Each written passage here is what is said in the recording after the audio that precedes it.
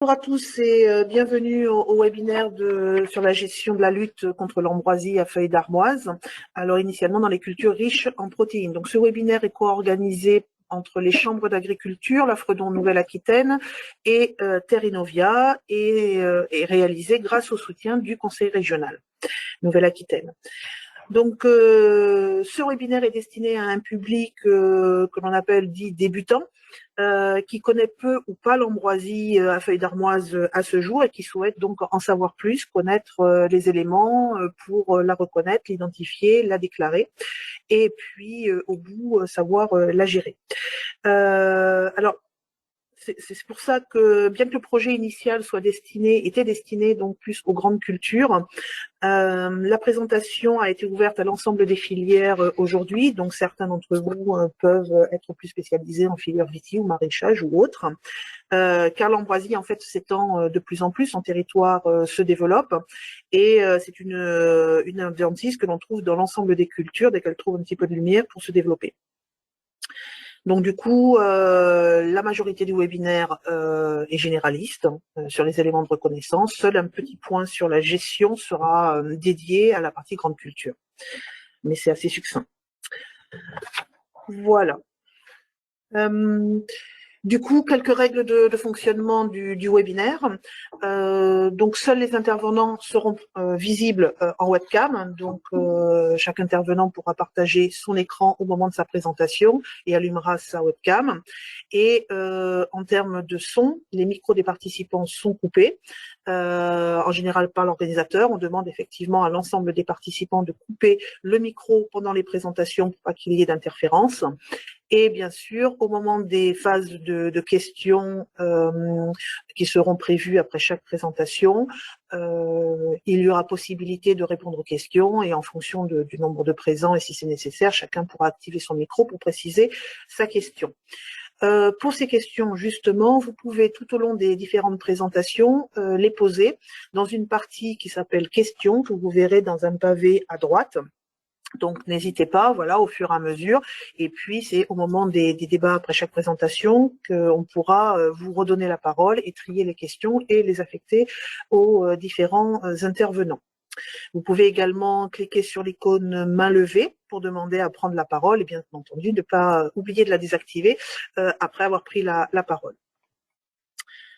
Voilà. Ce webinaire est enregistré et donc cela permettra d'envoyer un lien vidéo pour ceux qui souhaitent soit revisionner les séquences, soit pour ceux qui n'auront pas pu participer aujourd'hui et qui voudraient visionner cette présentation. Et le support PowerPoint qui est présenté aujourd'hui sera envoyé également à l'ensemble des partenaires, des participants à ce webinaire. Donc, en termes de présentation, donc je me présente, Laetitia Seguino de la Chambre régionale de Nouvelle-Aquitaine. Je ferai l'animation de ce webinaire, donc en particulier donner la parole et le tri des questions, et je serai appuyée pour ça par Éric Baraton de la Chambre d'agriculture des Deux-Sèvres, qui est conseiller au pôle agronomie grande culture. En termes d'intervenants, donc nous aurons deux intervenantes, Vanille Tadei de la Fredon Nouvelle-Aquitaine, qui est animatrice technique ambroisie, qui fera la présentation des parties généralistes de reconnaissance, identification de l'ambroisie, et Lise Gouault-Lecoq, conseillère grande culture à la Chambre d'agriculture de la Charente, qui interviendra sur la partie gestion. Je vous propose, avant de lancer le webinaire, de faire connaissance en 4 questions rapides. Je vais vous lancer des petits sondages. Je vous demande de répondre instantanément et nous verrons tous ensemble qui est autour de la table. Première question, je vous propose de répondre à ce premier sondage. Qui êtes-vous? Donc, soit vous êtes agriculteur, conseiller, représentant des semenciers ou des firmes phytosanitaires, représentant de collectivités, mairies ou autres, ou membres de l'administration. Voilà, je vous laisse un petit temps pour les votes. Et quand on aura atteint tous les votes, on va partager ensemble et comme ça, on pourra voir qui est présent autour de la table. Donc, nous aurons 4 questions de ce type.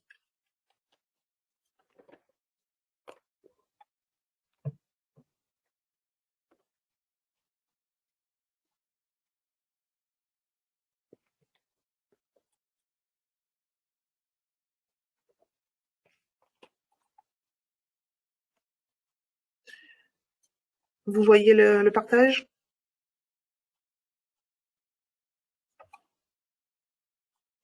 Donc, normalement, donc le partage doit être visible. Donc, autour de la table, nous avons donc à 30% de façon équivalente des conseillers, des représentants des semenciers ou des firmes, 20% d'agriculteurs, 14% de collectivités et 7% à peu près donc de membres de l'administration. Donc, merci.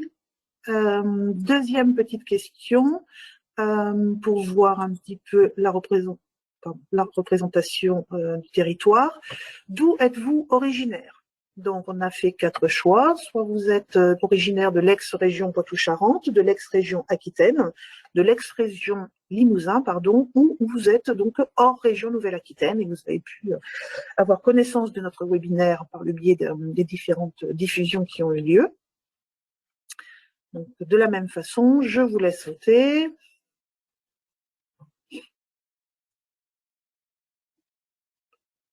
Je vous remercie. Hop. Je vous partage les résultats. Donc, eh bien, majoritairement, donc, on a des présents de l'ex-région Aquitaine, mais également un certain nombre de participants donc hors région Nouvelle-Aquitaine, et puis à peu près un pourcentage équivalent des représentants de la région Poitou-Charentes et Limousin. Une troisième petite question.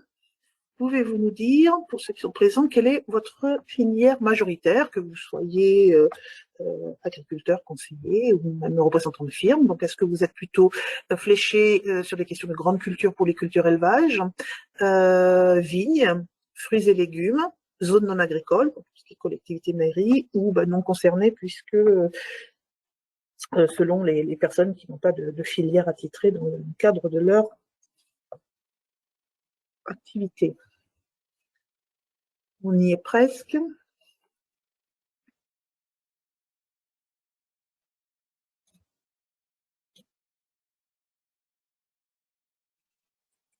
Merci. Donc, je vous partage les résultats. Donc, comme voilà, on pouvait l'imaginer, donc une majorité effectivement de représentants grande culture et polyculture élevage, donc auquel le webinaire était destiné initialement. Et puis, effectivement, grâce à l'élargissement un petit peu de la diffusion, on est entre 4 et 10% sur d'autres filières telles que la vigne, fruits et légumes ou zones agricoles. Très bien. Et la dernière question, avant de rentrer dans le vif du sujet, quelle est votre situation aujourd'hui vis-à-vis de l'ambroisie? Donc, que ce soit sur votre exploitation pour les agriculteurs ou dans le cadre du conseil que vous pouvez réaliser. Est-ce que vous êtes plutôt dans une zone très infestée par l'ambroisie, dans une zone où il y a de l'ambroisie, mais relativement peu, dans une zone où il n'y en a pas, mais vous êtes intéressé parce que vous sentez que sans doute elle va vouloir conquérir le territoire? Vous ne savez pas exactement, vous n'avez pas d'informations, vous êtes non concerné par cette question.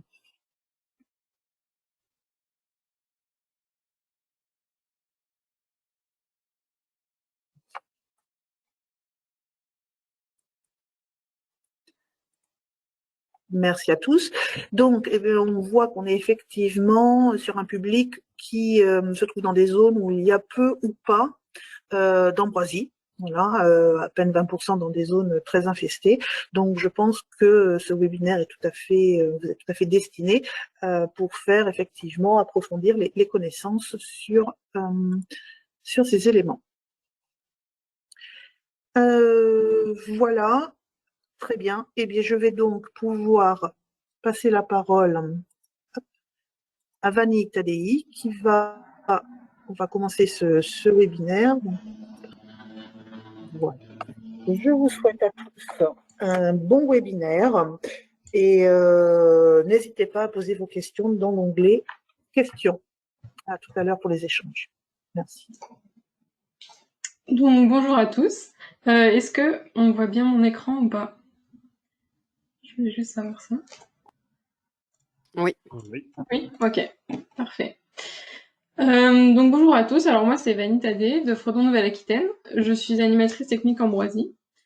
Donc dans cette première partie, on va voir enfin tout ce qui est connaissance et reconnaissance des ambroisies. Donc tout d'abord, les objectifs vont être de les reconnaître et de déterminer leur présence ou non sur un site, de connaître leurs caractéristiques principales, leur cycle de vie, le mode de reproduction et comprendre la notion de plante annuelle, et enfin connaître ces différents habitats. Donc en France, on a 4 espèces d'ambroisie. Ah, attends, ça va pas. Attendez, je vois pas. Donc en France, on a 4 espèces d'ambroisie qui sont présentes. Donc l'ambroisie à feuilles d'armoise, l'ambroisie trifide, l'ambroisie à épilis et l'ambroisie... Ah, je me bats avec... La PowerPoint n'avance pas, on est toujours sur la diapositive partie 1, connaissance et reconnaissance. Ah mince. Pourtant, je partage l'écran. Et là? Là, on a 4 espèces d'ambroisie présentes. Oui. Donc, bon, il faut juste que j'enlève ça. Donc voilà, donc les 4 espèces d'ambroisie sont l'ambroisie à feuilles d'armoise, l'ambroisie trifide, l'ambroisie à épilis et l'ambroisie à petites feuilles. Donc sur ces 4 espèces, on en a 3 qui sont classées nuisibles à la santé humaine, donc les 3 premières. Alors donc ces 3 espèces sont réparties de la façon suivante en France. Donc on peut voir que l'ambroisie à feuilles d'armoise est très présente dans la région Auvergne-Rhône-Alpes, et mais aussi tout le long de la Loire, et enfin en Nouvelle-Aquitaine, qui est la 2e région la plus envahie par l'ambroisie. Pour ce qui est de l'ambroisie à épilis, elle est pas très présente, juste un peu au sud-est. Et enfin l'ambroisie trifide, elle est présente en Occitanie. Donc pour ce qui est de l'ambroisie à feuilles d'armoise, donc quand on parle d'ambroisie en général, on parle de celle-ci. Donc c'est une espèce annuelle, c'est-à-dire qu'elle va faire des cycles, elle va partir d'une graine et en automne elle va dépérir, et ensuite le cycle va recommencer avec les graines qu'elle aura produites. Donc on commence au stade plantule. On peut voir que ces feuilles, elles vont être déjà très découpées dès le début, donc ça va être assez facile de la reconnaître même à ce stade. Ensuite, au stade végétatif, elle va faire des petits buissons qui seront d'un vert assez pétant, donc ça va être aussi assez facile de la repérer. Et enfin, au stade floral, donc elle aura un port assez particulier. Ça fait un peu comme un chandelier avec les épis floraux qui vont vraiment être dressés. Et à ce stade, elle peut aller jusqu'à 2 mètres, sachant que elle peut faire tout son cycle à ras du sol si elle a été coupée ou autre. Donc pour ce qui est de son cycle de développement, alors donc les graines vont être dans le sol. Au printemps, quand les températures, la lumière, l'humidité seront favorables, ça va permettre la levée de l'ambroisie, donc ce sera vers avril-mai. Après, ça dépend vraiment des années et des conditions météo. C'est vraiment un cycle global. Ensuite, en été, elle va croître très rapidement en forme de touffe haute et large. Donc là, on aura le stade végétatif. Donc ce sera sa croissance au mois de juin-juillet. Ensuite, on aura la floraison au mois d'août. Donc on aura des fleurs qui seront complètement formées et les fleurs mâles qui vont commencer à émettre le pollen. Ensuite, en fin d'été, donc de août à octobre, on a le pollen d'ambroisie. Il faut savoir que c'est le principal allergène qui sera présent dans l'atmosphère. Donc si vous avez des allergies à cette période-là de l'année, demandez-vous s'il n'y a pas de l'ambroisie autour de chez vous.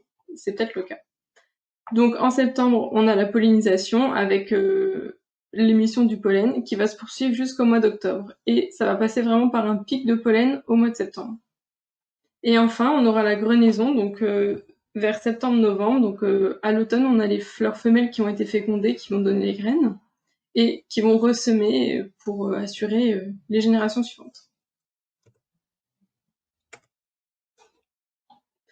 Donc comment identifier l'ambroisie?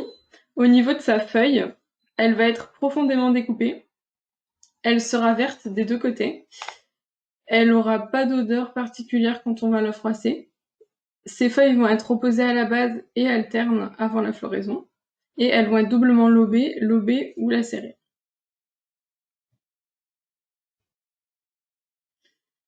Au niveau de sa tige, donc elle va être velue, ce qui fait que quand on va en arracher à main nue plusieurs pieds, ça va être un peu irritant à force. Donc voilà. Ensuite, elle va devenir rougeâtre à violette à partir de juillet, et enfin elle aura une teinte marron après les premiers gels parce que elle aura un peu brûlé. Donc au niveau de la fleur, donc c'est une plante qui aura les fleurs mâles et femelles sur le même pied. On aura les fleurs mâles qui seront situées au-dessus en forme d'épi, donc elles seront jaune-vertes. Le jaune, ce sera surtout les grains de pollen.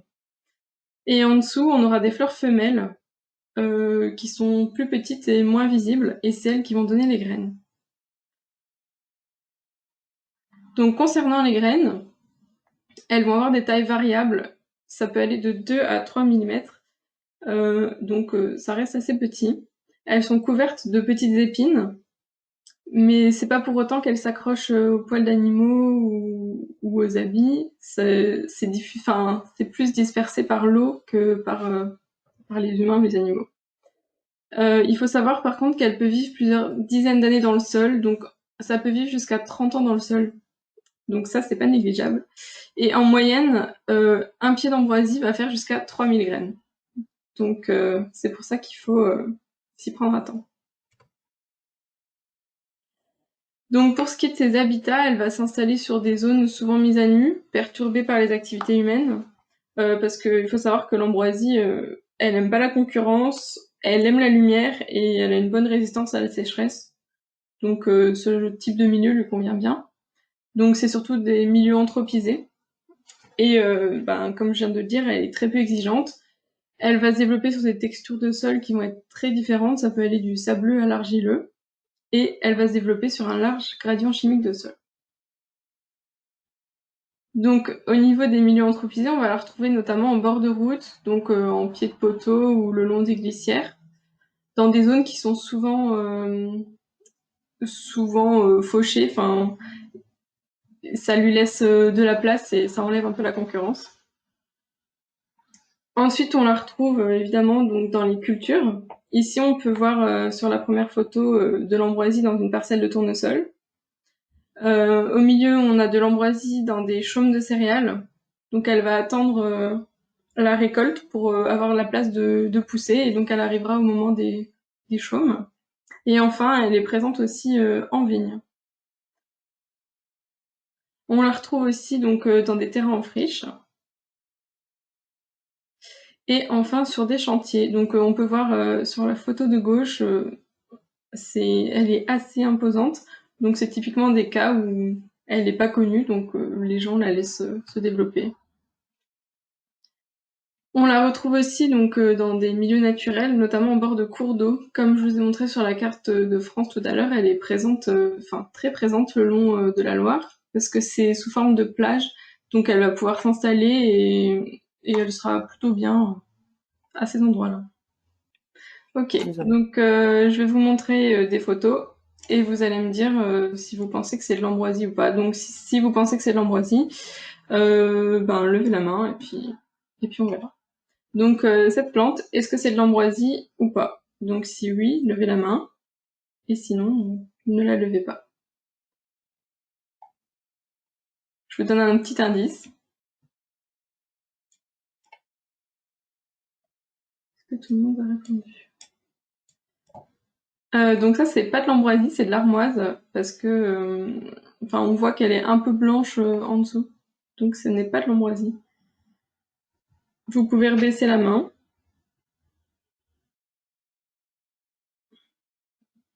Ensuite, cette plante, est-ce que c'est de l'ambroisie ou pas?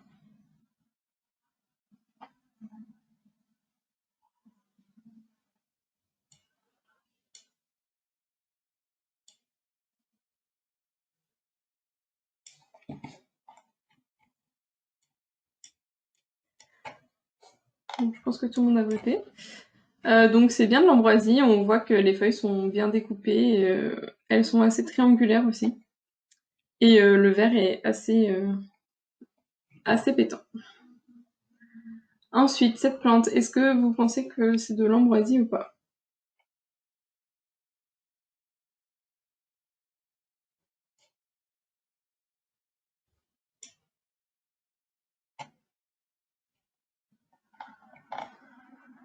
On a quelques mains levées. Donc c'est pas de l'ambroisie, c'est de la grande camomille. On voit les petites fleurs au-dessus qui ressemblent pas du tout aux fleurs d'ambroisie et les feuilles sont moins découpées que l'ambroisie. Donc cette plante, est-ce que c'est de l'ambroisie ou pas?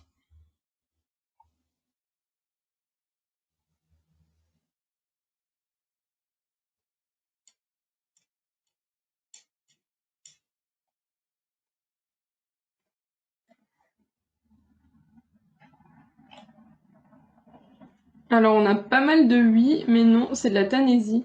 Donc en fait la photo elle est un peu traître parce qu'on a coupé les fleurs.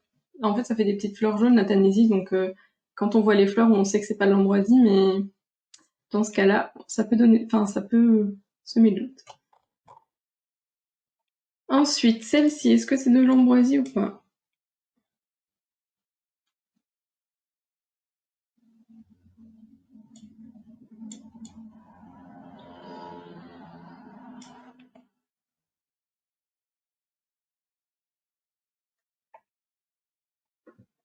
Bon, on a des mains levées et non, c'était pas de l'ambroisie, c'est de l'armoise commune. Donc c'est le premier risque de confusion avec l'ambroisie. Et ceci, est-ce que c'est de l'ambroisie?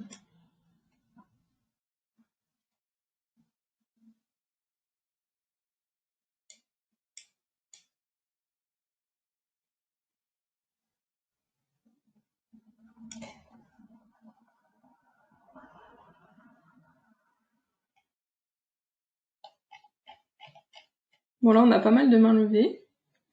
Donc bravo, c'était de l'ambroisie. On voit bien son port un peu en chandelier et les épis bien dressés. Et ceci, est-ce que c'en est ou pas?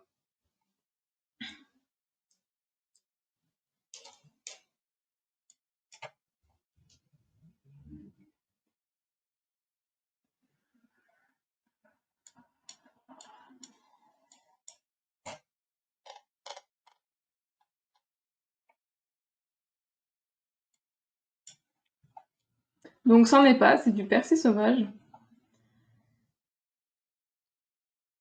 Ensuite, est-ce que c'est de l'ambroisie ou pas?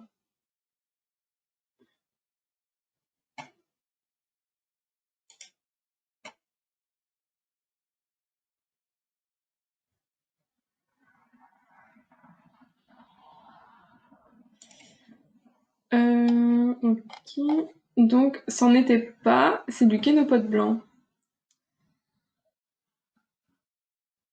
Et est-ce que c'est de l'ambroisie ou pas?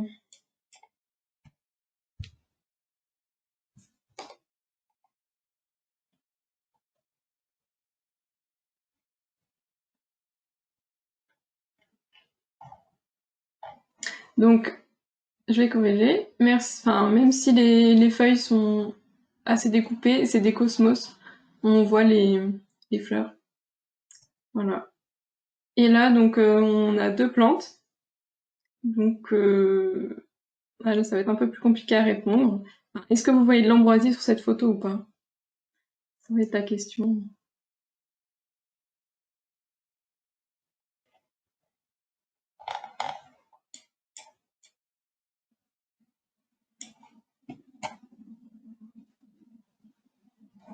Donc là, on a deux plantes. Donc on aura l'ambroisie feuille d'armoise à droite et l'armoise commune à gauche. Donc c'est le risque de confusion. Mais quand elles sont côte à côte, au final, on peut voir que l'armoise, vraiment, son port, c'est juste une tige. Et l'ambroisie, ça va faire vraiment le chandelier, comme j'ai dit au début. Donc voilà. Vous pouvez rebaisser les mains pour ceux qui avaient oublié de rebaisser. Donc maintenant, petite parenthèse sur l'ambroisie trifide, parce qu'il faut elle n'est pas présente en Nouvelle-Aquitaine, mais c'est bien d'en parler parce qu'elle n'est pas très loin et il faut vraiment pas qu'elle s'installe. Donc c'est aussi une espèce annuelle.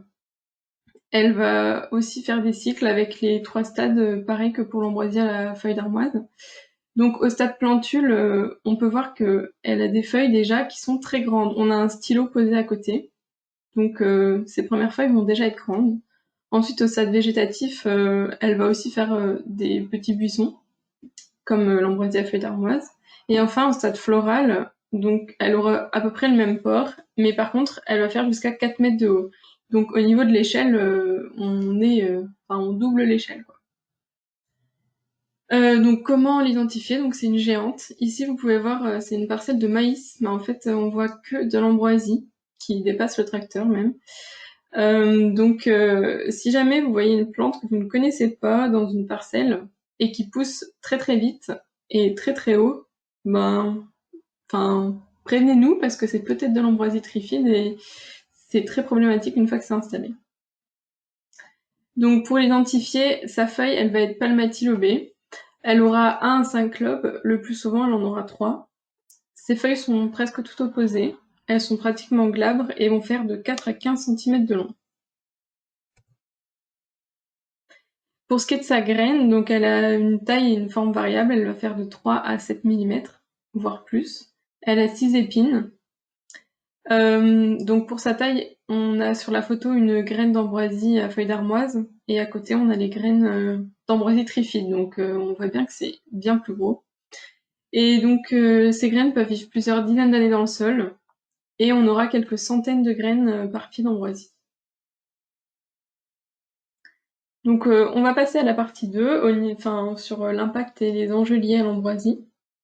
Donc on va d'abord essayer de comprendre ce qu'est une plante envahissante, de comprendre les différents impacts que va causer le pollen, de connaître les impacts agricoles et de comprendre pourquoi c'est une problématique. Donc l'ambroisie, c'est une espèce exotique envahissante. Donc c'est quoi une espèce exotique? C'est une espèce vivante non indigène, donc elle est présente en dehors de son aire de répartition naturelle et souvent elle a été introduite par l'homme. Pour l'ambroisie, donc elle vient d'Amérique du Nord et elle a été trouvée les premières fois dans les années 1860 en France. Et donc c'est une espèce exotique envahissante. Donc une espèce envahissante, c'est une espèce qui va disposer de fortes capacités de croissance, de multiplication et de dispersion, qui va proliférer ponctuellement ou durablement dans un milieu aux dépens d'autres espèces. Donc ce qui fait le succès des plantes exotiques envahissantes, c'est l'absence d'ennemis naturels et une reproduction végétative ou sexuée importante. Donc l'ambroisie, ça va être une reproduction par des graines, mais sachant qu'un pied va faire 3000 graines, elle est sûre de pouvoir s'installer. Donc l'ambroisie, c'est avant tout une problématique sanitaire. Donc ça va engendrer des symptômes allergiques sévères. Donc on aura une polynose qui est caractérisée par des réactions allergiques au niveau des muqueuses respiratoires et oculaires.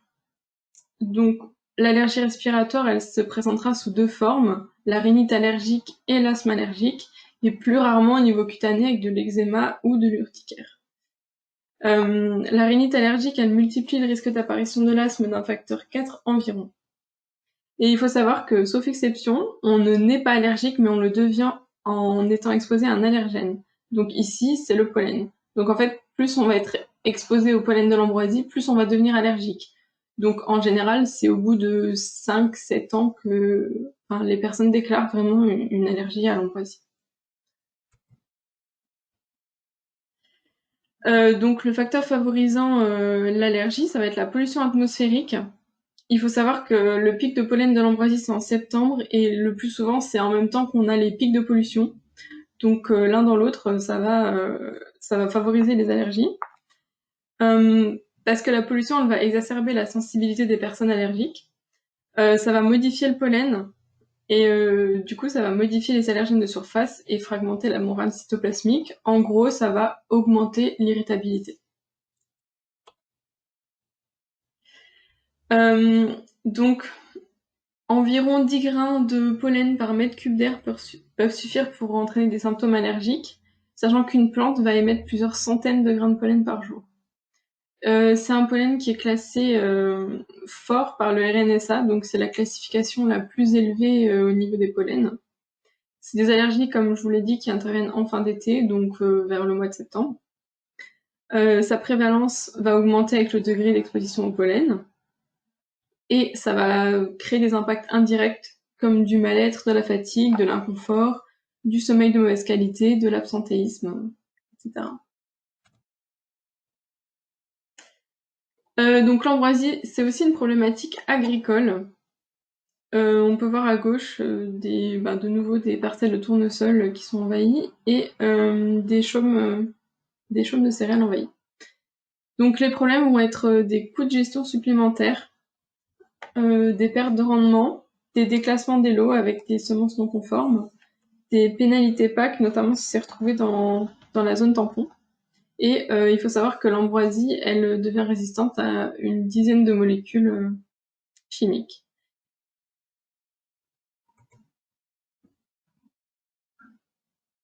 L'ambroisie, c'est aussi une problématique sociétale parce qu'elle va envahir différents milieux, comme je vous ai pu montrer avec tous les habitats qu'elle occupait. Donc ça va créer des conflits entre les différents acteurs.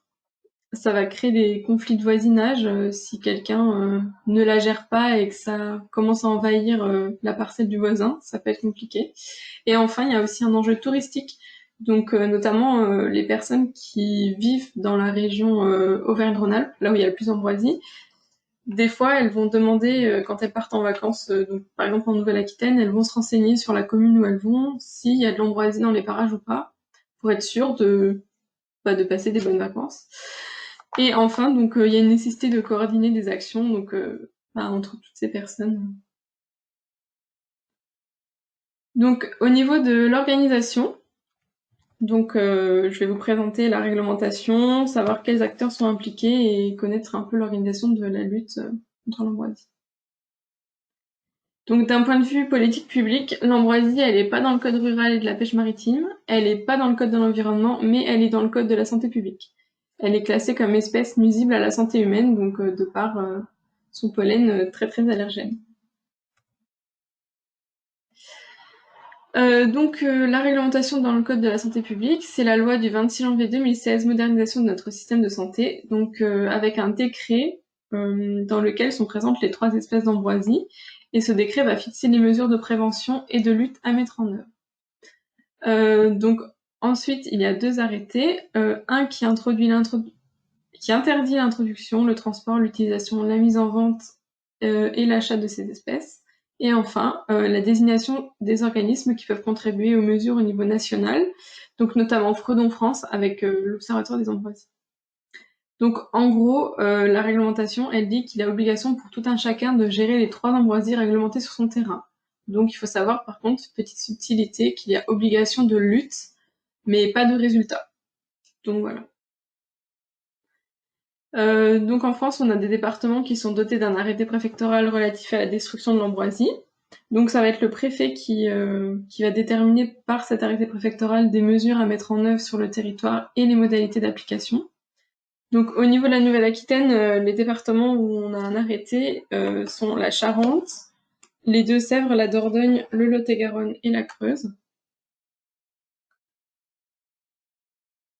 Donc on aura plusieurs situations d'envahissement et donc plusieurs stratégies. C'est pour ça que ça va être une réglementation souple qui va être adaptée au contexte local. Donc quand on est en zone infestée, donc les actions prioritaires, ça va être de réduire la production de pollen et de limiter la prolifération de l'ambroisie, parce qu'elle va être déjà bien installée, donc de toute façon, pour l'éradiquer, ça va être un peu compliqué.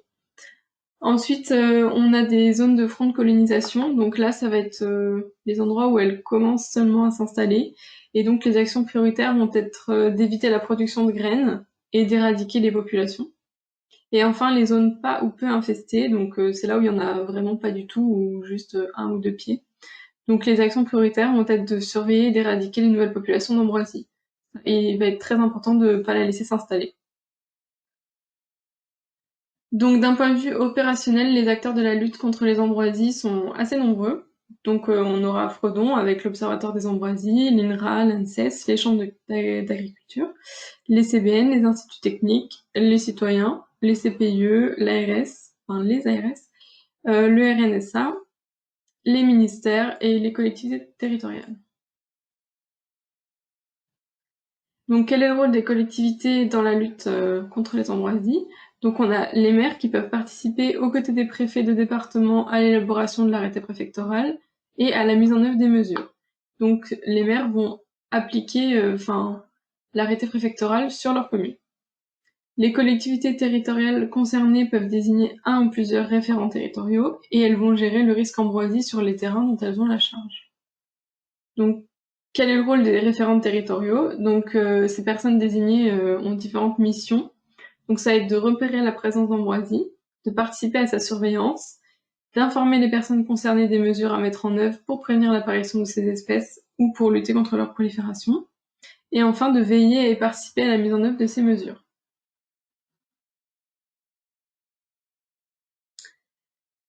Donc maintenant, on va passer à la gestion technique.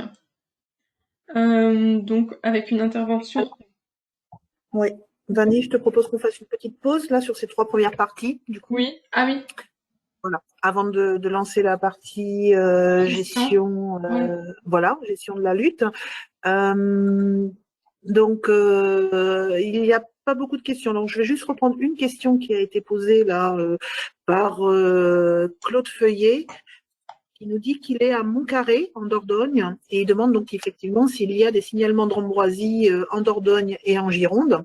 Donc effectivement, notre collègue Éric Baraton a répondu que oui. J'ai vu également la présence de notre collègue de la Chambre de la Dordogne, Richard Reynaud. Est-ce que peut-être, Richard, tu aurais des compléments à apporter par rapport à cette question? Si tu veux mettre ton micro. Qui n'est plus parmi nous, il a dû se déconnecter. Si, Richard Reynaud. Vas-y, Richard.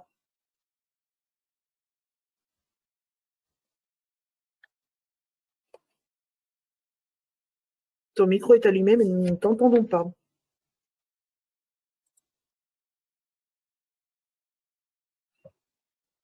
Bon, si Richard retrouve son micro, il pourra compléter. Donc effectivement, Monsieur Feuillet, donc effectivement, oui, il y a des. Oui, Richard.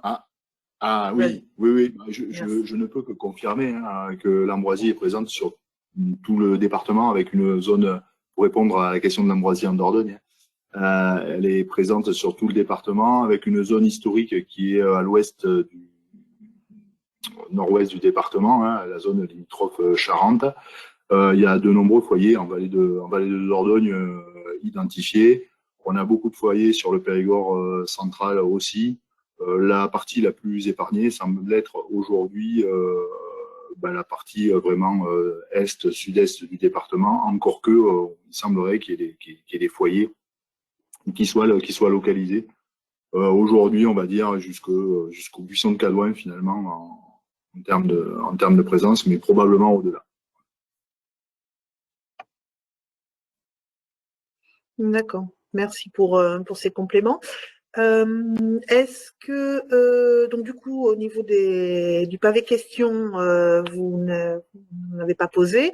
Est-ce que certains veulent prendre la parole? Est-ce que vous avez d'autres interrogations? Alors déjà, je tiens à m'excuser pour le petit quiz. On a eu un petit problème technique des questions qui ne se sont pas affichées. C'était pour vous faire répondre en direct, comme les sondages qu'on avait eus pour l'identification avec les oui et non, pour voir un petit peu où vous vous situiez par rapport à cette reconnaissance. Donc, merci d'avoir joué le jeu avec les mains levées. Ça a permis de tenter les réponses. Et on a pu voir effectivement que la reconnaissance de l'ambroisie n'était pas si aisée. Qu'il y avait quand même de nombreuses confusions possibles, d'où l'intérêt effectivement de ce webinaire. Donc j'espère que les premières parties présentées par Vanny vous ont permis de renforcer vos connaissances. Est-ce que vous avez quelques questions justement ou des doutes qui persistent suite à cette présentation, avant de passer à la seconde grande partie qui concerne la gestion?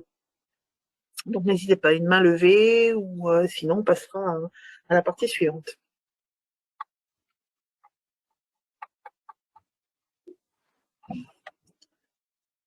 Alors, je vois une main levée d'Éric Reynaud, mais ça fait un petit peu de temps. Est-ce que c'était pour le jeu des reconnaissances ou est-ce que c'est pour une question?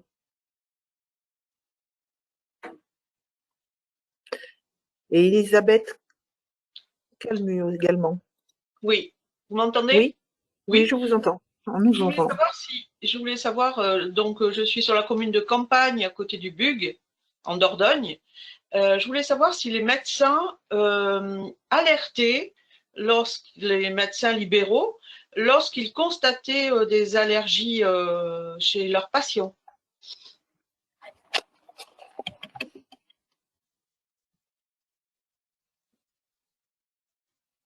Vanille, peut-être, est-ce que tu oui, sais quel est le lien avec les professions? Oui. Alors, j'en ai aucune idée, mais par contre, on a le RNSA qui nous envoie les alertes pollen pour savoir où ça en est au niveau de chaque territoire. Mais par contre, est-ce que les médecins font des alertes? Ça, je sais pas du tout. Et je pense que ça ça dépend aussi des médecins, s'ils connaissent vraiment bien la problématique ou pas. Merci. Oui, Richard Reynaud, je peux? Oui, bien sûr, Richard. Pour compléter à Madame qui est de campagne du Bug, hein, Oui. elle est présente sur le territoire, effectivement, puisqu'on l'a localisée à Halle sur Dordogne. Et pour faire le lien avec votre question, hein, elle est très souvent signalée par là-bas comme ailleurs sur le département par des gens qui souffrent d'affections respiratoires et qui ont des questionnements d'allergie. Après, d'une façon générale, j'ai constaté, moi, sur le département, qu'il n'y avait pas de routine de signalement et de lien entre les médecins et les services de l'État qui sont les ARS ou la Fredon qui fait cette animation-là. Il n'y a pas de routine de signalement et le lien n'est pas toujours fait et c'est fort dommage. Par contre, c'est assez souvent des gens qui ont des pathologies en lien avec les allergies, etc., qui font les signalements parce que voilà, j'ai pour mémoire quelqu'un qui était en assistance respiratoire et qui nous a alerté de la présence d'ambroisie à côté de chez lui. Voilà. Mais le lien, il n'y a pas de routine. Voilà, c'est dommage. Merci. Merci Richard pour ces compléments. Il y a une main levée de Grégoire Pommier. Est-ce que vous voulez prendre la parole?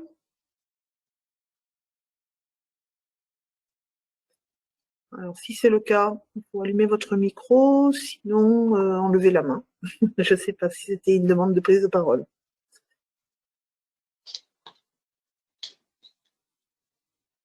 Non. Non, très bien, merci. Je vais vous enlever votre petite main.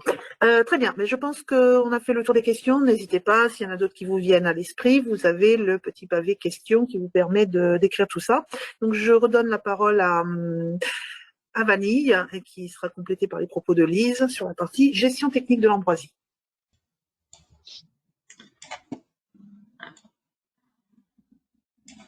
Alors, donc, je reprends. Les objectifs de cette partie vont être du coup de connaître les méthodes générales de lutte avec leurs avantages et leurs contraintes. Donc, tout d'abord, la gestion préventive, parce que l'éradication va être possible que sur des populations récentes d'ambroisie, donc c'est-à-dire avec un faible stock de semences. Donc, quand on a une détection précoce et des signalements de l'ambroisie, ça va faire une gestion facilitée. Et donc, c'est pour ça qu'il y a la nécessité d'un repérage rapide de nouvelles populations, parce que c'est vraiment au tout début qu'on peut vraiment, faire en sorte qu'elles ne s'installent pas. Donc, il existe une plateforme de signalement pour l'ambroisie. Elle a été créée en Auvergne-Rhône-Alpes et enfin, elle a été étendue sur toute la France. Donc, c'est un outil coopératif pour aider au repérage de l'ambroisie et un outil de gestion pour les référents. Donc, c'est une plateforme qui est disponible sur une application et sur Internet. Et tout le monde peut signaler, donc pas besoin d'avoir de compte, pas besoin d'être référent, tout le monde peut l'utiliser. C'est assez simple, il suffit de prendre une photo quand on voit un pied d'ambroisie, de renseigner quelques données et après, c'est envoyé. Pour les personnes qui sont moins à l'aise, il y a aussi un numéro ou une adresse mail pour pouvoir signaler. Donc, il va falloir faire attention aux vecteurs de dispersion, notamment tous les engins qui vont travailler le sol, comme les camions, les tracteurs, les moissonnettes et les ensileuses, parce qu'on a des graines qui vont vraiment se coincer au niveau des roues, par exemple, ou carrément dans les machines. On aura l'eau ruisselante, parce que les graines vont très bien flotter. Donc elles vont principalement aussi se déplacer via l'eau. On en aura dans des sacs de semences qui vont être contaminés. On en trouve aussi dans les sacs de graines pour oiseaux. On a de nombreux cas de particuliers qui nous rapportent qu'ils ont trouvé un pied d'ambroisie en dessous de leur mangeoire. Ensuite, on retrouve l'écran de bottes ou chaussures. L'ambroisie va bien se coincer dedans, surtout au moment où il y a les graines, la terre est assez humide, donc ça va bien se coincer. Et enfin, les composts ou potées fleuries peuvent aussi être vecteurs de dispersion. Donc il faut savoir que les transports de terre et de récoltes d'automne contaminés vont contribuer fortement à la dissémination des graines. Et je laisse la parole à Lise.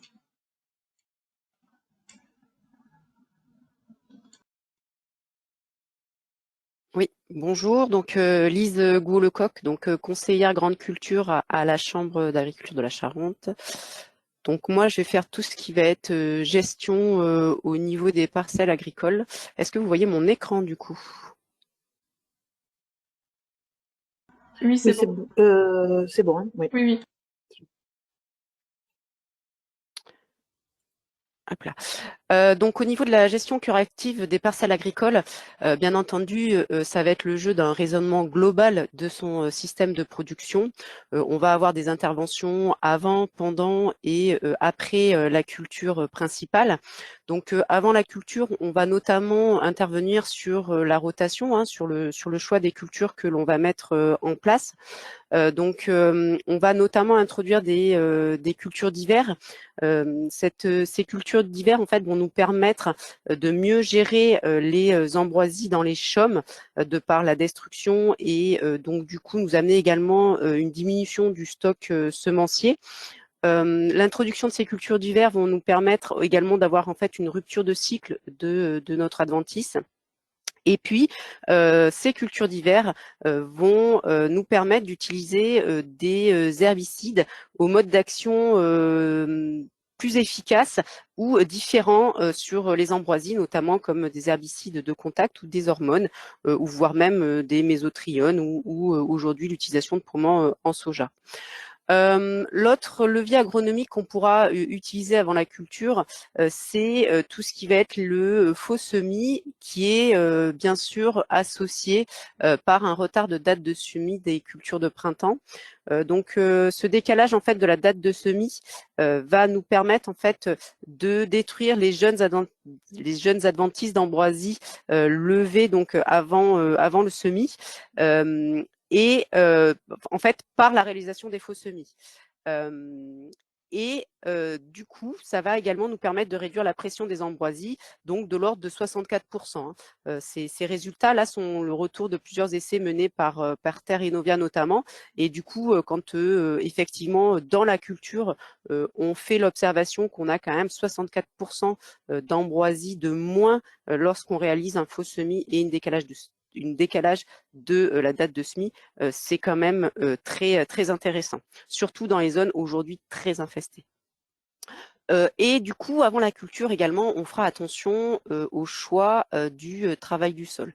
On sait notamment que le labour est pas forcément favorable à la gestion de l'ambroisie, puisque en fait, il va enfouir les graines plutôt que les laisser en fait en surface et permettre leur germination. Donc, on fait vraiment attention au travail du sol. On fera également attention au travail du sol juste avant la culture, lorsque l'on aura préparé par avance en fait nos sols et du coup éviter en fait un brassage vraiment trop proche du semis pour aussi éviter une relevée ensuite dans la culture. Donc il y a toute une gestion en fait, vraiment un raisonnement aussi à avoir avant la culture. Pendant la culture, il n'y a pas trop de solutions, hein, de solutions innovantes, hein, je veux dire, pardon. On va passer par l'arrachage manuel, notamment lorsqu'on va être encore sur des zones, faiblement infestées ou en début d'infestation. Bien entendu, quand on va être sur des zones un petit peu comme en Charente, là on est vraiment où aujourd'hui très très infesté, hein, avec des centaines et des centaines d'ambroisies au mètre carré, on oublie l'arrachage manuel. Du coup, on va plutôt passer sur des désherbages mécaniques, hein, quand les conditions météo vont être favorables. Donc aujourd'hui, on a à notre portée le binage, le herçage et pourquoi pas dans certains types de sols l'utilisation de houes rotatives. Déjà avec ce type de désherbage donc mécanique, on peut espérer avoir 75 à 90% d'efficacité, donc bien entendu quand les conditions météo derrière sont favorables à ces pratiques. Ensuite, on va avoir, on l'a, hein, le désherbage chimique dans les cultures. Donc là, par contre, on sera vigilant, hein, à raisonner ces programmes et pour éviter, comme l'a dit Vanille tout à l'heure, des phénomènes de résistance aux molécules chimiques que l'on a à disposition aujourd'hui. Et donc, du coup, ça va passer par le respect du stade des adventices au moment du traitement. Et également, aujourd'hui, il faut faire attention, on a quelques produits où il faut également tenir compte des stades des tournesols pour éviter des tournesols et des soja pour éviter quelques surprises en culture. Donc là, on fera attention à ça. Et puis aujourd'hui, on a quand même des solutions où il faut juste raisonner le programme pour avoir une efficacité. Et puis, bien sûr, pendant la culture, on va faire attention à la gestion des bordures de parcelles, puisqu'effectivement, on peut s'apercevoir que parfois, les bordures de parcelles sont un petit peu plus infestées que l'intérieur des cultures. Donc la densité d'ambroisie est plus importante sur ces zones-là. Et alors, pour plusieurs hypothèses, hein, soit l'application d'herbicides n'a pas été faite jusqu'au bord, soit parce qu'il y a une contamination qui a pu venir de l'extérieur, ou tout simplement parce que quand on a récolté les années précédentes, eh ben, on avait une machine qui était pas forcément bien nettoyée et qui, quand on a fait les tours de parcelles, nous a infesté les parcelles. Peu importe l'hypothèse en fait d'arrivée des ambroisies sur les bordures de parcelles, il est important quand on voit justement ces bordures de parcelles trop infestées de les gérer. Donc il faut bien surveiller ces abords de parcelles et si nécessaire, il faut broyer ou faucher pour limiter en fait la propagation, notamment nous dans nos sols agricoles, des graines d'ambroisie et donc un futur ensalissement de nos parcelles.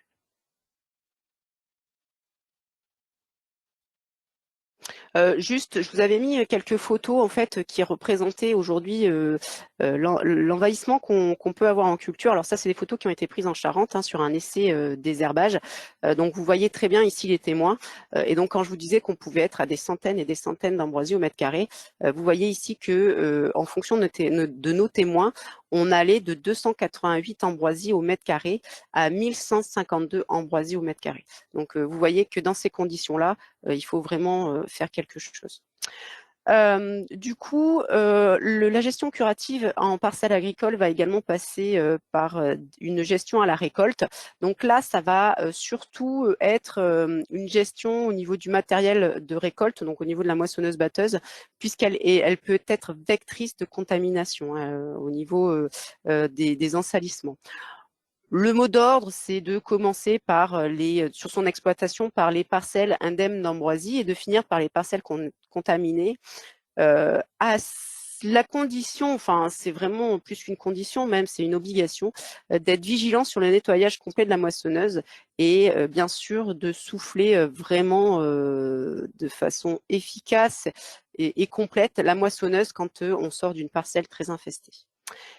Et ensuite, bien sûr, la gestion curative des parcelles agricoles passe aujourd'hui beaucoup par la gestion de l'interculture pour limiter et détruire bien sûr les ambroisies. Donc on va retrouver la multiplication des déchômages. On pourra également gérer les intercultures par broyage ou pourquoi pas éventuellement par pâturage.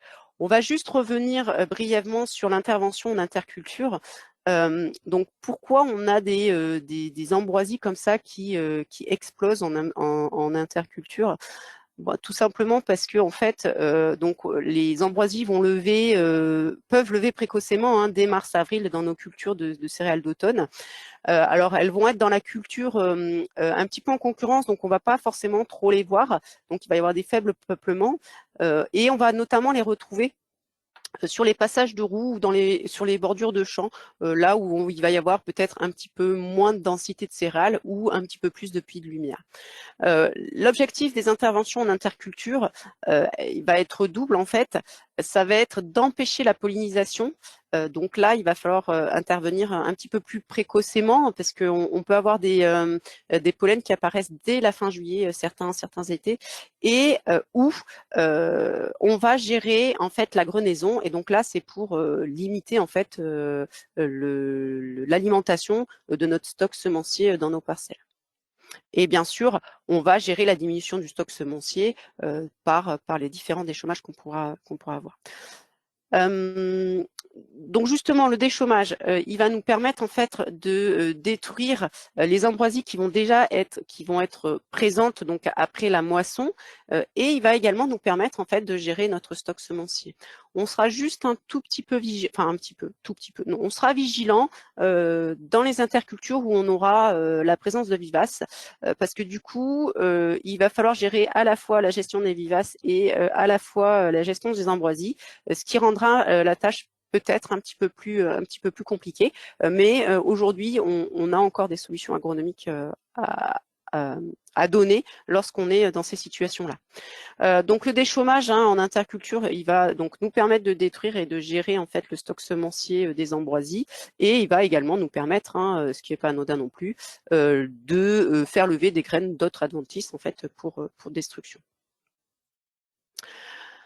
Aujourd'hui, ce qu'on peut voir en fait dans les cultures, c'est que le déchômage manque parfois d'efficacité, notamment sur nos zones où on est peut-être un peu plus infesté. Alors il y a plusieurs causes possibles, soit le travail est trop profond, donc il y a un repiquage des ambroisies. En plus, attention par rapport à ce que je vous ai dit tout à l'heure, avec un travail trop profond, on peut enfouir les graines qui peuvent être présentes, et donc on alimente en fait le stock semencier. On peut également avoir pris des outils qui sont pas forcément adaptés, donc avec des écartements trop importants, des passages de roues ça va pas travailler en fait sur les passages de roues qui vont être surcreusés ou non travaillés. On peut également faire un travail trop grossier. Donc, alors le travail trop grossier, alors déjà n'a pas forcément est pas forcément bénéfique sur les ambroisies qui peuvent être déjà développées, et en plus il va pas être propice à la mise en germination en fait des graines qui vont être présentes, et donc on n'aura pas de levée de bonne levée en fait des ambroisies, et donc on va limiter en fait on va limiter les levées d'ambroisie, et donc on ne va pas impacter en fait sur le stock semencier des ambroisies. Et où on peut faire également des interventions trop tardives, et donc les ambroisies sont développées et la destruction est difficile, voire pas du tout réalisée. Donc aujourd'hui, nous, en pratique, en interculture, on va conseiller de reprendre notamment et spécifiquement les passages de roues, donc un peu plus tassés. C'est là où c'est là où en fait on voit arriver les ambroisies, notamment dans nos céréales. On va privilégier un travail superficiel du sol, donc à pas plus de 5 cm en fait de profondeur, et un travail homogène. Donc ça peut nécessiter en fait plusieurs passages, donc avec des équipements bien sûr adaptés et bien réglés. On va également fortement conseiller, quand on va faire ce travail du sol là, un rappuyage, donc avec un rouleau derrière. C'est vraiment pour bien mettre dans de bonnes conditions en fait les graines d'ambroisie, pour permettre une levée et donc diminuer en fait le stock semencier. Et puis, bien sûr, on ne dira jamais assez qu'il faut intervenir juste après la récolte pour essayer de récupérer un maximum d'humidité résiduelle du sol si les pailles sont restituées. Sinon, on peut attendre un retour des pluies. Bien entendu, plus tôt on commencera, plus tôt on pourra multiplier donc les déchômages, et donc on fera plus de levée d'ambroisie, et donc on limitera un maximum, en fait on détruira un maximum du stock semencier en faisant comme ça. J'ai pour habitude de dire en fait un petit peu moi aux agriculteurs de mon secteur, finalement en interculture, je veux voir moi un maximum de petites ambroisies, parce que plus je verrai en fait un maximum de petites ambroisies, plus en fait je vais faire, ça voudra dire que j'aurai fait lever un maximum d'ambroisie et ça voudra dire qu'en fait j'aurai moi impacté mon stock semencier, donc j'aurai diminué mon stock semencier et ça veut dire que à terme j'ai possibilité quand même de retrouver des parcelles beaucoup moins infestées. Bien entendu, il y a les conditions météo qui rentrent en jeu et il y a bien sûr tous ces conseils qu'on vient de voir qu'il faut appliquer absolument. La gestion curative, donc dans les parcelles agricoles, les méthodes les méthodes de contrôle et de gestion vont vraiment être différentes suivant les cultures et la densité d'ambroisie. Hein. Bien sûr, on n'a pas tout à fait les mêmes conseils quand on a 10 ambroisies au mètre carré ou quand on en a plus de 1000. On va être prudent sur la gestion chimique, hein, comme l'a dit Vanny tout à l'heure, on a quelques cas de résistance d'ambroisie à quelques molécules, mais bien entendu aujourd'hui, on peut utiliser la gestion chimique, il suffit juste de combiner et de diversifier les moyens de lutte pour justement éviter ces résistances. Donc on va combiner toutes les méthodes de gestion chimique, mais également utiliser tous les leviers agronomiques qu'on a cités avant, pendant et après la culture. Notamment, on va donc dans ces leviers agronomiques bien gérer nos rotations, on va essayer de les allonger et intégrer des cultures d'automne pour faire une rupture de cycle de l'ambroisie. Et on fera attention également à nos dates de semis des cultures de printemps. La gestion curative, on peut également se baser sur une gestion curative pluriannuelle. Donc, comme je l'ai dit tout à l'heure, avec un épuisement du stock semencier. Donc, quand on est sur des débuts d'infestation, bon, en quelques années, ça peut être si vraiment on maîtrise tous les leviers agronomiques et qu'on fait un raisonnement global de son système, on peut arriver en quelques années à bien gérer les ambroisies.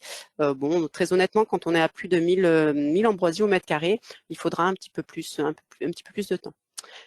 Il faut bien entendu multiplier les passages et donc faire au minimum 2 passages par an, quelles que soient les méthodes choisies en fait pour bien gérer l'ambroisie, parce que l'ambroisie a une levée quand même un petit peu échelonnée hein, du printemps jusqu'à milieu de l'été.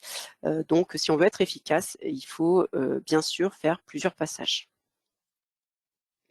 Vanny, du coup, je te relaisse la parole sur tout ce qui va être gestion curative et notamment l'arrachage manuel.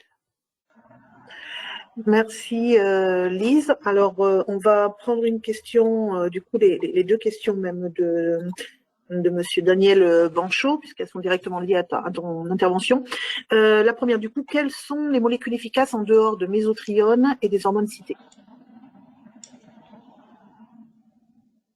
Ah, ton micro, Lise. Pardon. Du coup, sur tournesol, on a l'imazamox et le tribénurométhyle. Et aujourd'hui, en fait, en tournesol, alors je ne l'ai pas précisé, on est en train de tester une nouvelle molécule, donc qui est une hormone, donc qui est l'Arilex, une hormone qui devait être homologuée cette fin d'année, qui ne sera pas homologuée cette fin d'année. Nous espérons l'avoir pour la campagne 2023. Voilà. Je ne sais pas si j'ai répondu à ta question, Daniel.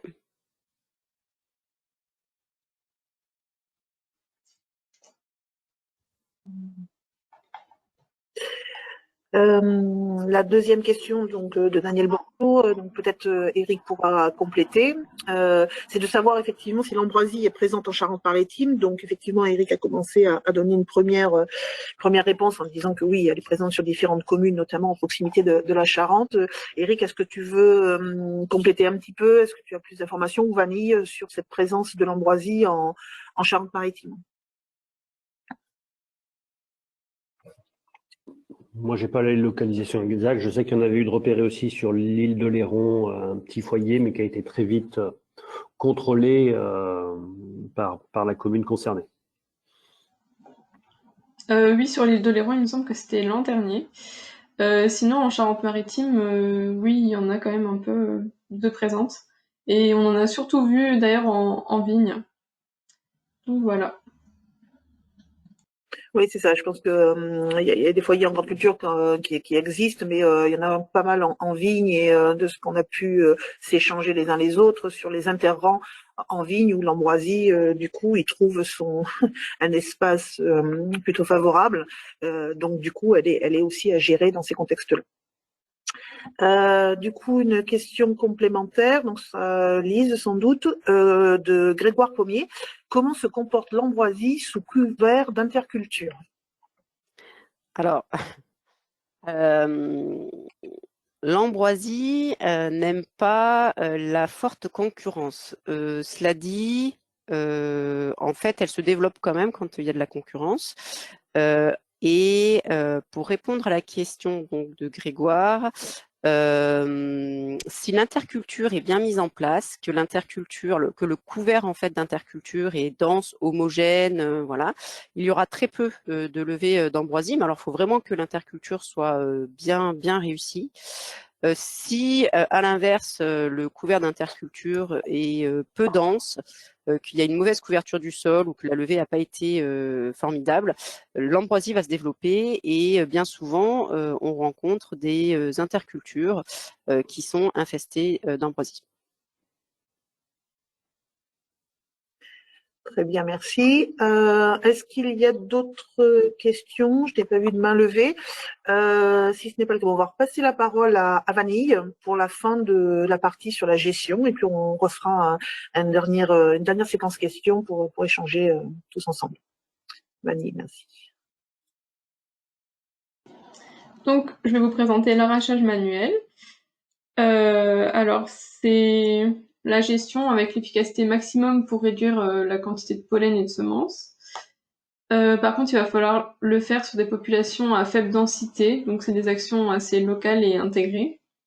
Ça va avoir un certain coût à réaliser et ça va exposer les arracheurs au pollen. Donc, c'est mieux de l'arracher avant la floraison et de porter des gants. Donc, comme je le disais, les tiges ont des petits poils, donc si on en arrache beaucoup, au bout d'un moment, on a les mains qui brûlent un peu.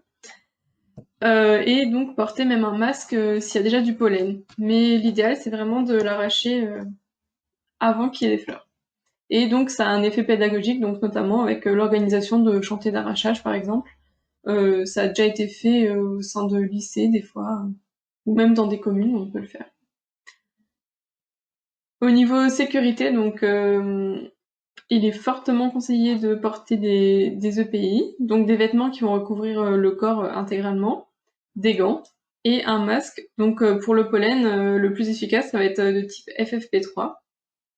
Mais dans tous les cas, c'est déconseillé aux personnes qui sont sensibles au pollen de participer aux actions de gestion pour éviter tout problème. Et il faut pas oublier que donc le pollen, il peut être présent dans les habitacles de véhicules lors de la gestion, donc il faut faire très attention. Et après avoir arraché des plants d'ambroisie avec du pollen, l'idéal c'est de se laver totalement, même les cheveux, pour éviter de respirer du pollen des jours et des jours. Donc il va falloir faire très attention au calendrier pour mettre en place les actions de gestion, pour essayer de tout faire avant qu'il y ait les pollens. Donc en synthèse, on a pu voir que les méthodes seront adaptées au cas par cas. C'est vraiment à chaque fois on fera au mieux pour le cas qui va se présenter. Il faut favoriser la prévention et la non-dissémination. Donc vaut mieux prévenir que guérir, comme on dit. Donc mieux vaut l'arracher avant qu'elle puisse faire ses graines et donc s'installer. Il faut savoir qu'un individu est facilement détruit, donc quand on va arracher un pied d'ambroisie, on va le poser et au bout de 2 minutes, il va être tout flétri et il va mourir sur place et voilà. C'est pas plus compliqué que ça. Il va pas repartir, même s'il y a les racines, il y a aucun souci. Et donc ne pas laisser la plante s'installer, ça va éviter d'avoir un stock de semences. Pour ce qui est des déchets, du coup, donc avant la grenaison, l'ambroisie peut être compostée, méthanisée ou laissée sur place. En cas de semences présentes, dans ces cas-là, il faut vraiment laisser les déchets sur place pour éviter de disséminer involontairement les graines. Il faut savoir que le brûlage des végétaux, donc par des particules, est interdit, sauf dérogation particulière, donc il peut y avoir des dérogations. Et si la plante est arrachée avec ses racines, donc on a des graines qui peuvent rester accrochées dans les racines, donc là il faut laisser sur place. Donc enfin, globalement, l'idéal, dans tous les cas, ça va être vraiment de laisser l'ambroisie sur place pour éviter toute propagation. Et voilà. Voilà, donc merci Vanille. Donc on a fait un peu le tour de cette présentation et donc ce qu'on vous propose, c'est, vous vous êtes un peu déclaré comme débutante vis-à-vis de l'ambroisie, et suite à cette présentation, de faire un petit point sur les pratiques qui peuvent aider à la gestion. Donc on va vous lancer 2 quiz avec 5 réponses chacune. Donc c'est parti pour ceux qui veulent bien contribuer. Donc parmi les pratiques suivantes, donc lesquelles contribuent à la gestion de l'ambroisie. Donc voilà, est-ce que c'est l'introduction de cultures d'hiver dans la rotation, l'introduction de cultures de printemps d'été, printemps-été, le labour, le déchômage répété d'été, ou le décalage de la date de semis des cultures de printemps. Voilà, on vous fait 5 propositions et on vous demande de voter effectivement parmi ces 5 celles qui dont vous pensez qu'elles contribuent à la gestion de l'ambroisie. Et on vous posera une seconde question avec 5 autres propositions également. Donc là, je vous laisse voter. On est un maximum de participants suite à cette présentation. Et puis, on échangera avec nos intervenants sur les réponses rapidement. Vous êtes encore en train de voter.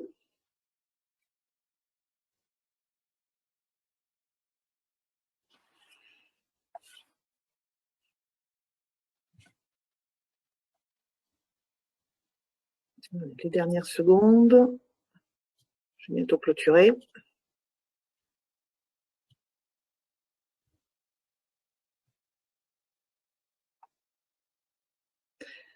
Alors, je clôture.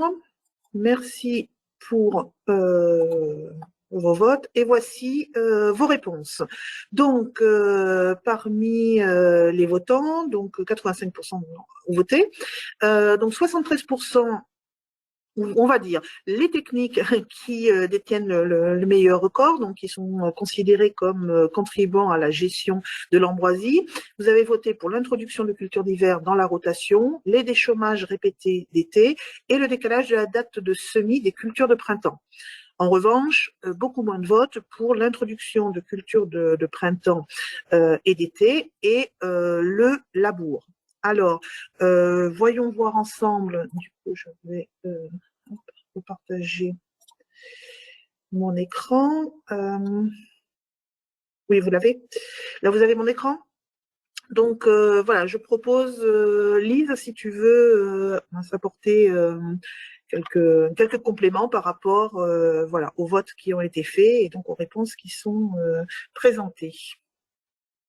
Oui, alors en effet, donc l'introduction de cultures d'hiver dans la rotation, j'ai assez insisté tout à l'heure dessus, Ouais. est un levier agronomique qui permet la gestion des ambroisies. Hein. C'est notamment par la possibilité en fait de faire une rupture du cycle de l'ambroisie. Premier point. Et deuxième point, c'est d'utiliser donc des molécules en désherbage chimique qui vont être différentes des molécules qu'on utilise dans les cultures de printemps-d'été, où l'ambroisie est plus problématique, puisqu'en fait, dans les cultures d'hiver, on peut avoir quelques levées d'ambroisie, mais ces levées vont rester faibles, puisqu'en fait, au moment de la germination des ambroisies au printemps, il y a déjà un bon couvert des céréales, et donc les ambroisies vont principalement être levées dans les puits de lumière ou au niveau des passages de roue. Donc l'introduction de cultures de printemps et d'été, comme vous, la majorité d'entre vous l'avez signalé, c'est pas forcément une solution pour gérer contre l'ambroisie, puisqu'en fait, bien sûr, l'ambroisie est principalement présente dans ces cultures-là, puisque en fait, elle va lever en même temps que les cultures de printemps et d'été. Hein, le cycle est à peu près calé pareil. Et puis, parce que du coup, quand on prépare nos sols pour nos cultures de printemps-d'été, on remet également en germination en fait nos graines d'ambroisie, et donc cette adventice lève en fait principalement dans ces cultures-là et pose problème du coup dans ces cultures. Le labour, du coup, on l'a vu également tout à l'heure, je l'ai un petit peu dit, donc c'est pas une solution en soi, puisqu'en fait les ambroisies ont un taux en fait annuel de décroissance qui est très très faible, donc ça veut dire que les graines sont capables de rester viable très très longtemps dans le sol. Et donc en fait le système de labour en fait va faire passer en fait les graines d'ambroisie qui sont en surface, ça va les faire passer en fait en profondeur, mais ces graines-là en fait vont rester viables. Et après, quand on va refaire un labour, on va remettre ces graines qu'on avait mis en profondeur, on va les remettre en surface, et donc elles vont germer, et donc ça gère en rien notre problème.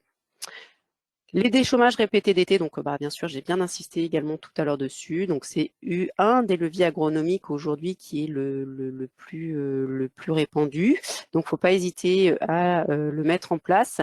Donc comme je le disais également, ce déchômage en fait permet de réaliser des faux semis et donc de faire lever les ambroisies dans un premier temps, enfin dans un deuxième temps, puisque le premier objectif en fait du déchômage, c'est de détruire les ambroisies qui peuvent déjà être présentes.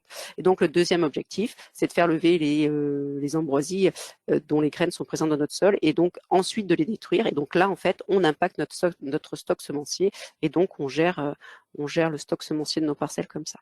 Et bien entendu, quand on fait la réalisation de faux semis, il faut aller jusqu'au décalage de la date de semis. Laetitia, on voit plus l'écran et on voit ta boîte On mail. voit mes mails.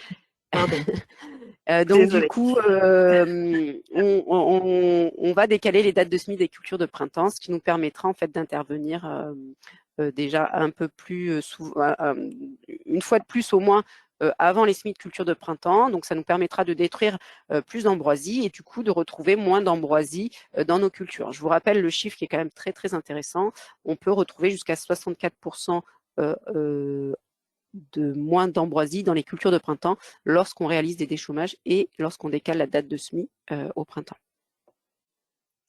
Super, merci. Donc on voit que les réponses étaient bonnes, donc vous avez bien suivi. Et donc je vous propose de faire le deuxième. Hop, c'est parti. Le deuxième sondage, donc sur d'autres techniques, d'autres pratiques qui peuvent contribuer ou non à la gestion de cette ambroisie, de cette adventice. Donc je vous laisse voter. C'est parti. Donc, dans les 5 propositions qui vous sont faites, le décalage de la date de semis des cultures d'hiver, la récolte des parcelles infestées en premier, la réalisation de binage, la mise en place de couverts et l'essimage. Voilà, 5 propositions. Vous êtes en train de voter.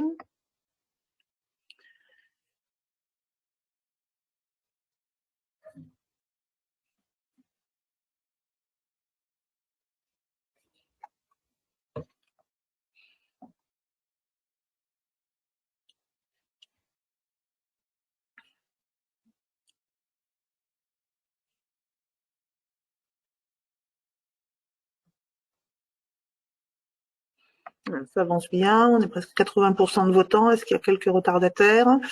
On attend un petit peu et puis on va clôturer le sondage et partager ensemble les résultats. Allez, on a 87%. Parfait, je clôture.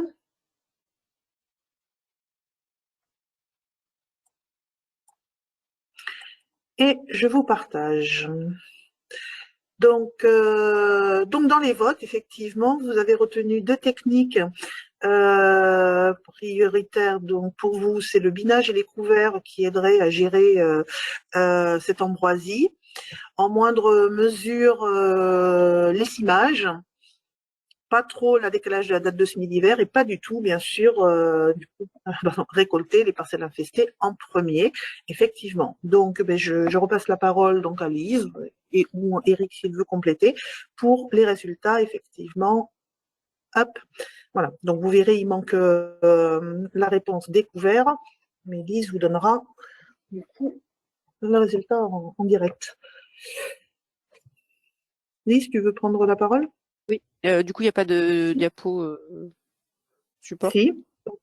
Ah si, pardon, c'est juste qu'il faut que je... Excusez-moi. Voilà, ben voilà.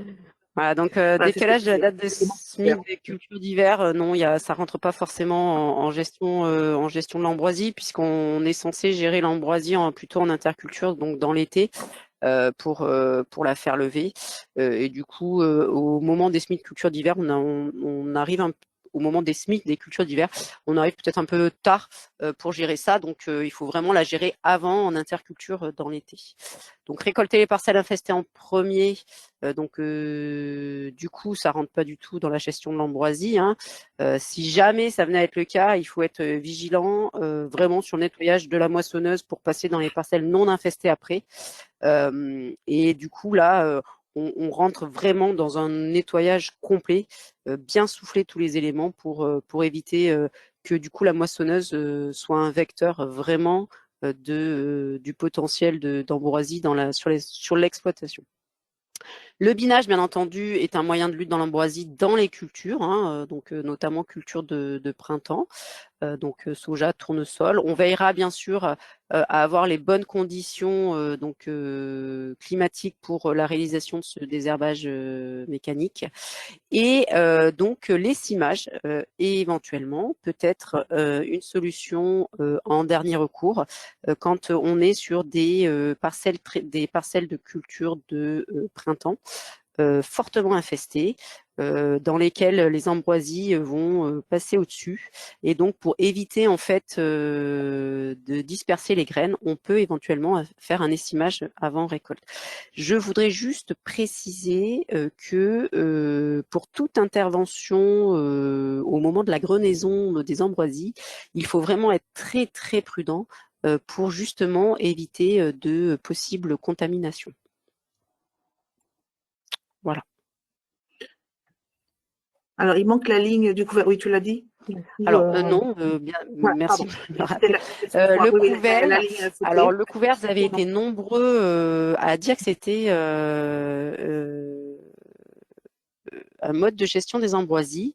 Alors, en effet, ça peut être un mode de gestion des ambroisies, mais je le rappelle bien, dès lors qu'il est bien réussi, c'est-à-dire une levée homogène et dense du couvert. Sinon, vous n'aurez pas l'effet concurrence, et donc c'est l'ambroisie qui va prendre le dessus, et donc en fait, vous aurez mis en place vos couverts. Donc, dans certaines zones où on est en directive nitrate, ok, vous allez respecter la réglementation, mais vous n'allez pas en fait gérer vos problèmes d'ambroisie. Donc le couvert, ça peut être une solution si vraiment, et j'insiste là-dessus, s'il est parfaitement réussi et qu'il est géré en fait comme une culture. Sinon, vous aurez complètement l'effet inverse, et en plus, du coup, vous allez traîner la problématique d'ambroisie, parce qu'ensuite, dès lors que vous rentrez dans la réglementation directive nitrate, la gestion, enfin le passage dans les couverts est plus compliqué. Je fais juste une parenthèse du coup au niveau des couverts. Sachez que par exemple en Charente, donc on a une dérogation ambroisie au niveau de la directive nitrate. Cela dit, cette dérogation en fait n'exclut pas la mise en place des couverts en interculture, et donc il faut savoir gérer en fait la mise en place de ces couverts et la gestion des ambroisies. Et donc on privilégiera en fait le passage de déchômage et donc la réalisation de faux semis durant l'été, et en fait on essaiera de décaler plutôt nos semis de couverts fin d'été en fait, voilà, vers la fin août, début mi-septembre.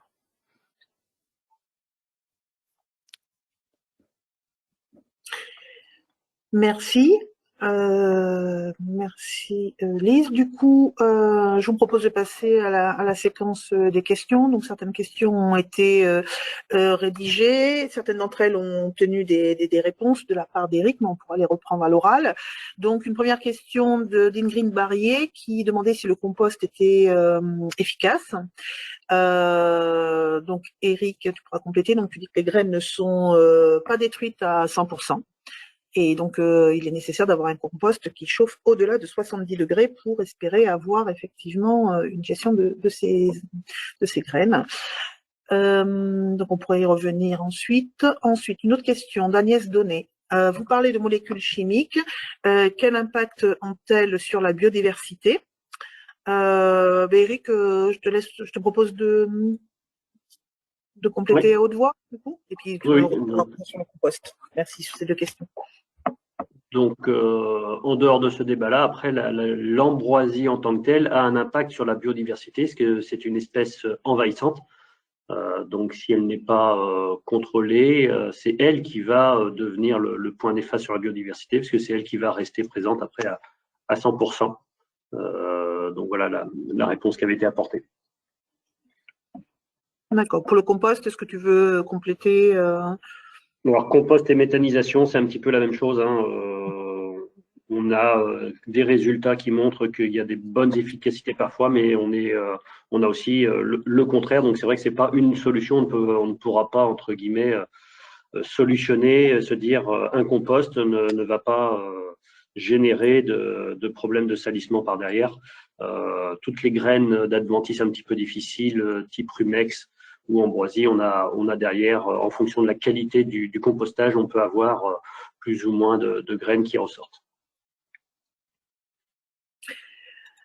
Très bien, merci. Du coup, autre question. Donc c'est Daniel Banchot qui nous repose une question, donc je vous la partage.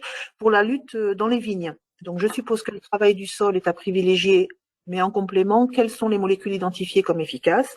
Et d'un point de vue général, quelles sont les résistances identifiées ou suspectées? Alors, Lise ou Eric, qui veut prendre la parole?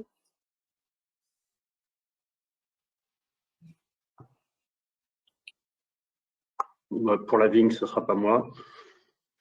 Alors, je n'ai pas Au plus moins, d'informations sur la gestion dans les vignes.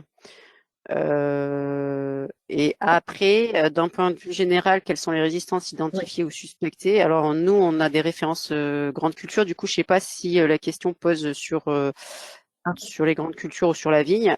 Du coup, en grande culture, c'est notamment des résistances imazamox et tribunuromythil, puisque ce sont elles qui sont les plus utilisées en culture de printemps et qui sont parfois même pas forcément réalisées dans de bonnes conditions, ce qui a amené notamment à ces phénomènes de résistance.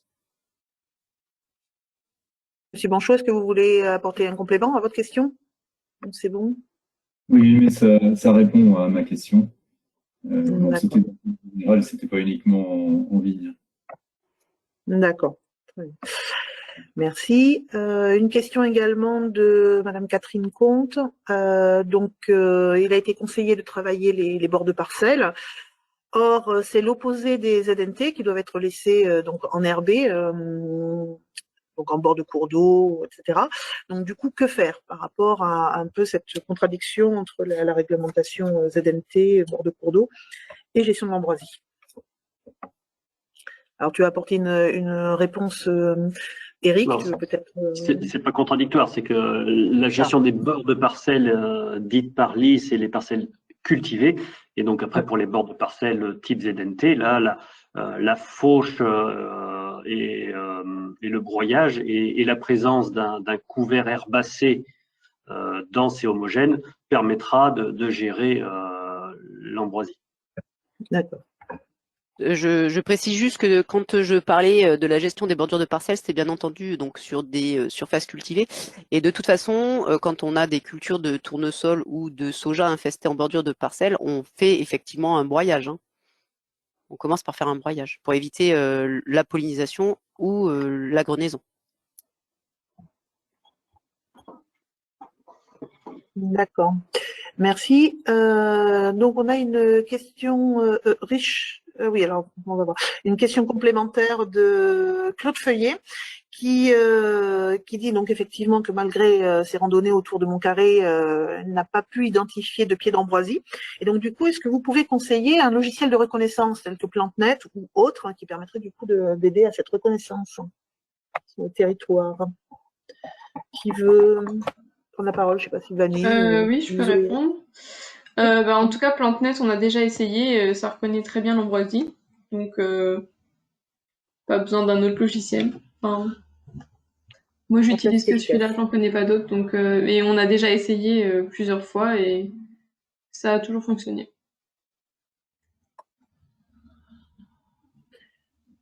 Ok, merci. Richard, j'ai vu que Richard Reynaud a levé la main. Je ne sais pas si c'est une main ou si c'est pour répondre à une question qui a été posée récemment. Richard? Non, c'est une ancienne main. Une ancienne main. Très bien, merci. Voilà, donc moi je suis arrivée au bout des questions dans l'onglet questions.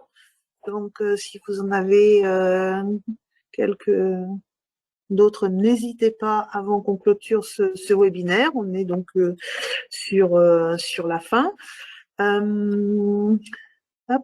Juste pour vous dire, avant de clôturer, qu'effectivement, vous pouvez accéder à différentes documentations. Donc, la Chambre d'agriculture de la Charente a fait un certain nombre de vidéos. Vous avez aussi le site qui explique au niveau de la Charente le nouvel arrêté départemental. La Frodon Nouvelle-Aquitaine met en ligne des documents à une page dédiée sur l'ambroisie, et des documents ressources également sont disponibles sur le site de l'Observatoire des ambroisies. Donc, vous pouvez vous renseigner là. Et Terre Innovia, donc sur la partie grande culture, a également une page dédiée à la gestion de l'ambroisie. Donc, par rapport à ce webinaire, donc il a été organisé dans le cadre d'un projet plus global qui va du coup intégrer la réalisation de vidéos témoignages sur différents axes qui seront prévus plutôt début 2022 en diffusion, avec une présentation générale de l'ambroisie, donc un petit peu justement ce qu'on vient de voir aujourd'hui, comment on la reconnaît, comment on la signale, quelles sont les méthodes de gestion, et puis ensuite différents témoignages sur la gestion de l'ambroisie par les agriculteurs, voire des témoignages plutôt d'élus ou de maires, d'élus de secteur, des référents, le nettoyage du matériel agricole, etc. Pour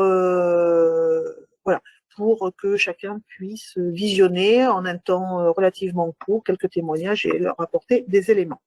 Je vois une question complémentaire, donc avant de clôturer. Que peut faire la commune si un propriétaire ne veut pas intervenir sur son terrain envahi d'ambroisie? Vanille, peut-être, pour répondre à cette question. Alors, que peut faire la commune? La commune, si un propriétaire ne veut pas intervenir. Bah, déjà, ça va dépendre si c'est un département avec un arrêté ou pas. Parce que quand il y a un arrêté, donc il y a obligation de lutte. Donc le maire doit faire son pouvoir de police. Et ensuite, moi je sais que nous, on contacte en général la DDT pour faire remonter l'info et pour essayer de faire agir le propriétaire. On a quelques cas par an de réticents.